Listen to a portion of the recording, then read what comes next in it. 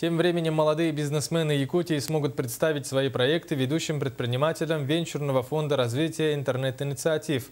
По итогам стартап-школы, которую проводит фонд совместно с технопарком и венчурной компанией «Якутия», лучшие проекты станут резидентами венчурных организаций, рассказывает наш корреспондент Саргалана Захарова. Ножницы, бумажные снежинки, 6 команд за столами. Нет, это не кружок оригами и не мастер-класс по прикладному искусству. Это бизнес-игра, суть которой заключается в том, чтобы выстроить наиболее выгодную тактику ведения бизнеса. Цель команд – продать как можно больше снежинок и сделать выручку для своего предприятия. Позволяет эта игра очень сильно протестировать, попробовать и как-то выработать определенную модель движения. Таким образом, у игроков, у тех, кто претендует на наши деньги, вот такие инвестиции фришные, да, появляется такая бизнес-модель и понимание того, как устроен бизнес и как надо делать как максимально много денег.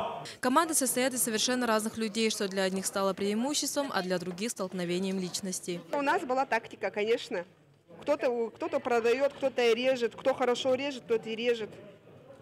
Кто-то спрашивает, кто-то опросы делает, кто-то складывает. Мы должны сделать как можно больше денег и продать нашим потенциальным покупателям. Но у них у всех разные запросы и интересы. Мы должны их удовлетворить. Одним из знаменательных событий первого дня стартап-школы стал визит вице-президента по развитию деятельности на Дальнем Востоке фонда Сколково Сергея Жукова.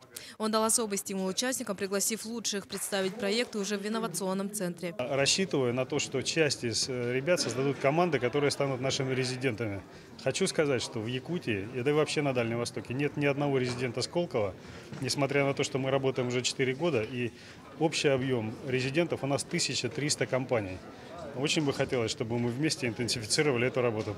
Во время работы стартап-школы участники получат советы от экспертов по запуску собственного бизнеса в сфере IT и улучшат навыки работы в команде. А также каждый участник при поддержке экспертов сможет усовершенствовать свой бизнес-проект и получить обратную связь от успешных предпринимателей Венчурного фонда развития интернет-инициатив. Саргалана Захарова, Иван Семенов, Василий Слепцов, НВК «Саха», Якутск.